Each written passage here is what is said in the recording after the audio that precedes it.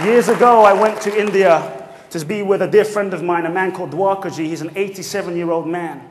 Spent 50 years with Gandhi, built 300 schools throughout the town of the state of Bihar. A living karma yogi, a man who's a living sacrifice, a living possibility of love. And I went to be with him and be with his children. This is a man that takes the poorest kids, kids that you will find living in trash heaps, kids that can't even speak because they've been living, just desolate, so to speak. And I went to be and serve these kids, and as I was with them for 2 weeks, I got a little frustrated because they weren't responding to me. And he happens to be in the town of Bodh Gaya, where the Buddha got enlightened. And I told my friend Dwarkaji, I'm going to take a break, I'm going to go meditate by the Bodhi tree, get enlightened. And he looked at me with such a compassionate smile, with such a compassionate heart, and he said to me with such tenderness in his heart, "It's beautiful that you go meditate at the Bodhi tree by the statue of the Buddha."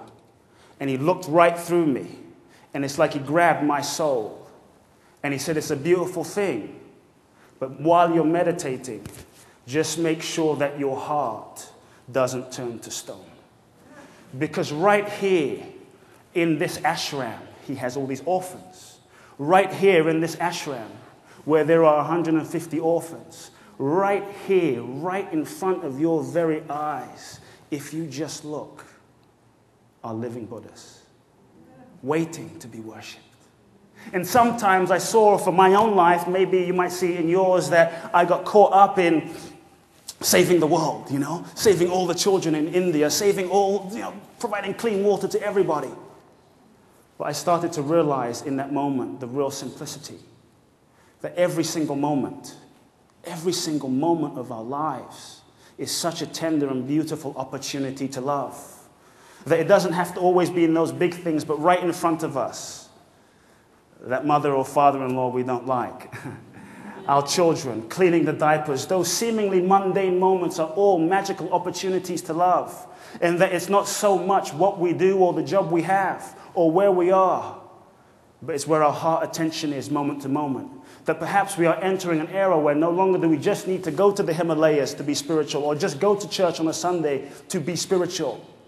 But that with love in our hearts, with this commitment to loving in our hearts moment to moment, day by day, minute to minute, that no matter what we do from that place, whether we're filing envelopes, whether we're doing the most mundane thing, whether we're driving, even in that moment it becomes the holiest moment, the holiest act, just by our conscious attention, just by our heart attention in that moment. And in that moment, with our commitment to loving, perhaps the whole world becomes a living temple without walls, where we get to worship, we get to live the yoga, we get to live the prayer, we get to live the poem, we get to live the meditation moment to moment.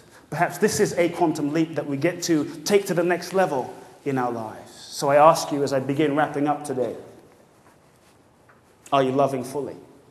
That perhaps we are in a spiritual laboratory this weekend where we get to maybe stretch beyond where we usually might feel comfortable in our loving, because we all have those edges on loving.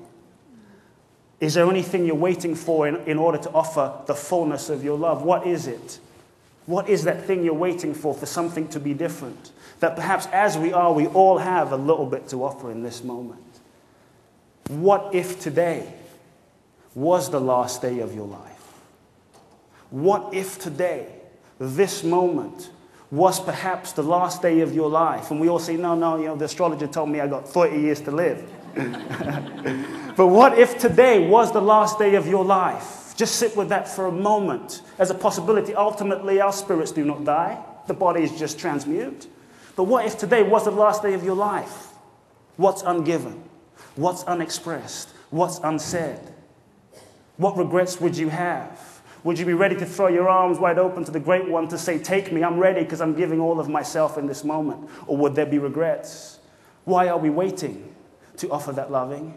I say those people in 9/11 had no idea that maybe they would not go home that day and be able to look their loved ones in the eyes and simply say, I love you. Maybe the people in the Southeast Asian tsunami had no idea that they would not go home and be able to simply say, I forgive you. Let's not wait until we're dead and gone, or till our loved ones are dead and gone. To buy flowers, let's give it to them now. Let's not wait till they're dead and gone to throw a big party and celebrate. Let's do it now while they have ears and eyes to see and ears to hear. Let's do it now. This is the new possibility that we're being called forth to love fully. It's a simple message that we get to do this yoga, this heart yoga, moment to moment with each other. The last thing I'll say before I do a quick process with you is about 3 years ago, I took a dear friend of mine, Sri, to India. I went with 12 friends. He's from India. We went to Ghana. And went to Ghana to celebrate my birthday. He was one of my dearest friends. Sri had always wanted to go to Ghana, and we took him. And I was in a village one day just dancing wildly. Now, I can't really dance. I just sort of flail around. And he came up to me and he said, you know, I wish I could dance like you. And I said, what do you mean you wish you could dance like me? I can't dance. I just do it. Let the Spirit flow. I said, do the same thing. Just take all the judgments off. Let the Spirit flow. The next day, we went in to see a shaman, and one of the great shamans of Ghana. And this shaman started to spin. And in front of 5,000 people, I saw my dear friend Sri, who had had a phobia of dancing, stand up in front of this entire village and begin to whirl. This man began to whirl like Rumi. And I could feel Kabir, I could feel Rumi beginning to whirl through my dear friend as I felt his soul breaking free of the shackles, of the limitations of the mind, of the ego, of the story. And it just brought me to tears to see my friend dancing.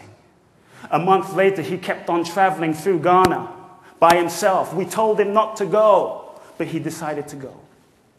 He came back, I got a phone call from his daughter. He said, Sri had the time of his life in Ghana. It was a revolution for him. He's in hospital, he's not feeling so well, but he'll call you tomorrow, and he just wants you to know he loves you. And I could feel Sri's soul smiling. And from this place, I called him the next day, and I got the message that my dearest friend Sri had died in an instant. And for a moment, I was saddened. I cried because I loved my dear friend Sri.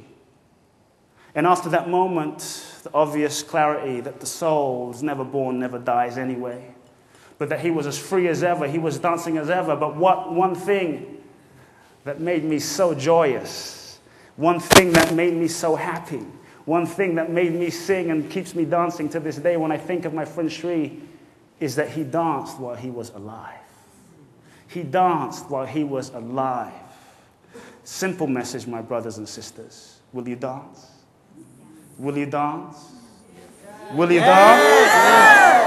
I say it's time that we take our best dress out of the closet and wear it.